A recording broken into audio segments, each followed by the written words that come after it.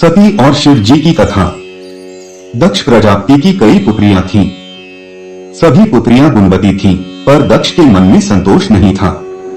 वे चाहते थे कि उनके घर में एक ऐसी पुत्री का जन्म हो जो शक्ति संपन्न हो, सर्वविजिनी हो। दक्ष एक ऐसी पुत्री के लिए तप करने लगे। उन्हें तप करते करते कई दिन बीत गए। उनकी तपस्या से प्रसन्न होकर भगवती आद्या ने प्रकट होकर कहा, वत्स, मैं तुम्हारे तप से प्रसन्न हूँ। मैं स्वयं तुम्हारी पुत्री के रूप में जन्म लूंगी। मेरा नाम होगा सती। मैं सती के रूप में जन्म लेकर अपनी लीलाओं का विस्तार करूंगी। यह कहकर भगवती आद्या अंतर्धान हो गई। कुछ समय बाद आद्या ने सती के रूप में दक्ष के यहाँ जन्म लिया। सती दक्ष की सभी पुत्रियों में गुणवती और तेजस्विनी तो थी ही, अति शक्ति संपन्न भी थी। उन्होंने बाल्यावस्था में ही कई ऐसे अलौकिक कृत्य कर दिखाए। सती जब विवाह के योग्य हुई तो दक्ष को उनके लिए वर की चिंता हुई। उन्होंने ब्रह्मा जी से परामर्श किया। ब्रह्मा जी ने कहा, सती आद्या का अवतार है। आद्या आदिशक्ति और शिव आदि पुरुष हैं। अब सती के विवाह के लिए शिव ही उचित और योग्य वर हैं। एक बार ब्रह्मा जी ने धर्म के निरूपण के लिए एक सभा का आयोजन किया था। सभी बड़े बड़े देवता सभा में एकत्र थे। भगवान शिव भी एक ओर बैठे हुए थे। सभा मंडप में दक्ष का भी आगमन हुआ। दक्ष के आगमन पर सभी देवता उठकर खड़े हो गए, पर भगवान शिव खड़े नहीं हुए। उन्होंने दक्ष को प्रणाम भी नहीं किया। फलत दक्ष ने अपमान का अनुभव किया। केवल यही नहीं, उनके हृदय में भगवान शिव के प्रति ईर्ष्या की आग जल उठी। वे उनसे बदला लेने के लिए समय और अवसर की प्रतीक्षा करने लगे। भगवान शिव कैलाश में दिन रात राम राम कहा करते थे। सती के मन में जिज्ञासा उत्पन्न हो उठी। उन्होंने अवसर पाकर भगवान शिव से पूछा, आप राम राम क्यों कहते हैं? राम कौन है? भगवान शिव ने उत्तर दिया, राम आदि पुरुष हैं, स्वयंभू हैं, मेरे आराध्य हैं। सगुण भी हैं, निर्गुण भी हैं। अयोध्या के मृत्यु दशरथ के पुत्र राम के रूप में उनका अवतार हुआ है। सीता उनकी सहधर्मिणी है। किंतु सती के कंठ के नीचे बात उतरी नहीं। वे सोचने लगी कि अयोध्या के मृत्यु दशरथ के पुत्र राम आदि पुरुष के अवतार कैसे हो सकते हैं। वे तो आजकल अपनी पत्नी सीता जी के वियोग में दंडक वन में उन्मत्तों की भांति विचरण कर रहे हैं। वृक्षों और लताओं से उनका पता पूछते फिर रहे हैं। यदि वे आदि पुरुष के अवतार होते तो क्या इस प्रकार का आचरण करते? यह सोचकर उनके मन में राम की परीक्षा लेने का विचार उत्पन्न हुआ। वे सीता का रूप धारण करके दंडक वन में जा पहुंची और राम के सामने प्रकट हुई। भगवान राम ने सती को सीता के रूप में देखकर कहा, माता, आप एकाकिनी यहाँ वन में कहाँ घूम रही हैं? बाबा विश्वनाथ कहाँ हैं? राम के प्रश्न को सुनकर सती से कुछ उत्तर देते न बना। वे अदृश्य हो गई और मन ही मन पश्चाताप करने लगी कि उन्होंने व्यर्थ ही राम पर संदेह किया।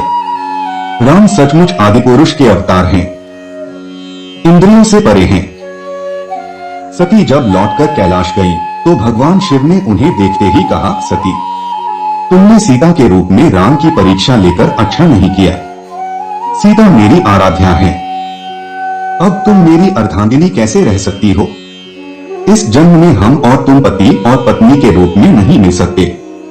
शिव के कथन को सुनकर सती अत्यधिक दुखी हुई, पर अब क्या हो सकता था? शिव के मुख से निकली हुई बात असत्य कैसे हो सकती थी? उन्हीं दिनों सती के पिता कनखल में बहुत बड़ा यज्ञ कर रहे थे। उन्होंने यज्ञ में सभी देवताओं और मुनियों को आमंत्रित किया था, किंतु शिव को आमंत्रित नहीं किया था, क्योंकि उनके मन में शिव के प्रति ईर्ष्या थी। सती को जब यह ज्ञात हुआ कि उनके पिता ने बहुत बड़े यज्ञ का आयोजन किया है, तो उनका मन यज्ञ के समारोह में सम्मिलित होने के लिए आकुल हो उठा। वे शिव के पास गई और यज्ञ की बात बताई। शिव ने कहा, हम नहीं जा सकते प्रिय। दक्ष मुझे अपना शत्रु मानते हैं, जानबूझकर उन्होंने हमारी उपेक्षा की है। लेकिन सती अपनी जिद पर अड़ी रही और बोली, यह सब ठीक है, फिर भी मैं जाना चाहती हूँ। शिव जानते थे कि उनका जाना ठीक नहीं है, फिर भी उन्होंने उनका मान रखा। बोले, ठीक है, अगर तुम जाना चाहती हो तो जाओ, पर मैं नहीं चलूंगा। वीरभद्र तुम्हें राजसी ठाठ बाट से ले जाएगा। सती वीरभद्र के साथ अपने पिता के घर गई, किंतु उनसे किसी ने भी प्रेम पूर्वक वार्तालाप नहीं किया, न तो उनकी बहनों ने किया, न उनकी माँ ने किया। दक्ष ने उन्हें देखकर कहा, तुम क्या यहाँ मेरा अपमान करने आए हो?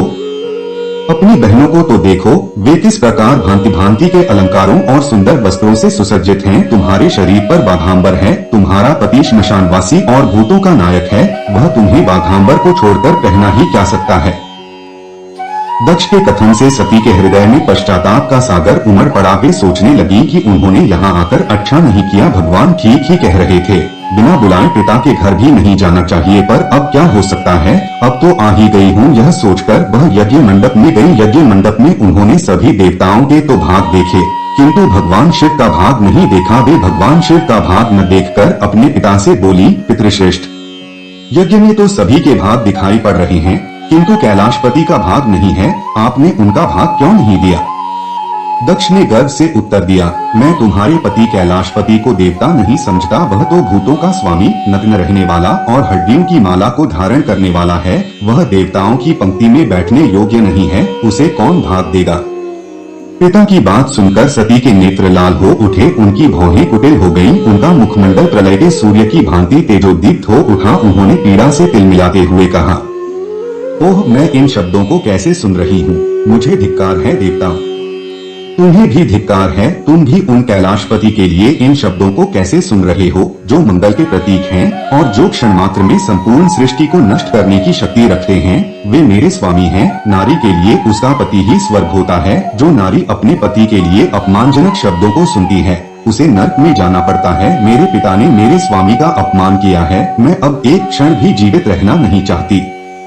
यह कहकर सती यज्ञ कुंड में कूद गईं और जलती हुई आहुतियों के साथ उनका शरीर भी जलने लगा। यज्ञ मंडप में खलबली मच गई, चारों तरफ हाहाकार मच गया। यह देख वीरभद्र क्रोध से कांप उठे, वे उछल-उछल यज्ञ को विध्वंस करने लगे। यज्ञ मंडप में भगड़ मच गई। देवता और ऋषिमुनि भाग खड़े हुए। वीरभद्र ने देखते ही देखते दक्ष का मस्तक काटकर फेंक दिया। जब यह समाचार भगवान शिव के कानों में पड़ा तो वे प्रचंड आंधी की भांति कनखल जा पहुंचे। सती के जले हुए शरीर को देखकर वे अपने आप को भूल गए। सती के प्रेम और उनकी भक्ति ने शिव के मन को व्याकुल कर दिया। वे सती के प्रेम में खो गए, बेसुध हो गए।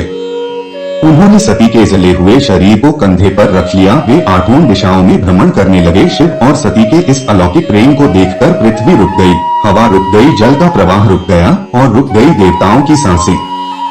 भयानक संकट को उपस्थित देखकर सृष्टि के पालक भगवान विष्णु आगे बढ़े। वे भगवान शिव की बेसुधी में अपने चक्र से सती के एक एक अंग को काट काट कर गिराने लगे। धरती पर 51 स्थानों पर सती के अंग कट कट कर गिरे। जब सती के सारे अंग कट कट कर गिर गए तो भगवान शिव उन अपने आपे में आए। जब वे अपने आपे में आए तो उन सृष्टि के सारे कार्य चलने लगे। धरती पर जिन 51 स्थानों पर सती के अंग कट कट कर गिरे थे, वे ही स्थान आज शक्ति के पीठस्थान माने जाते हैं। आज भी उन स्थानों पर सती की पूजा होती है।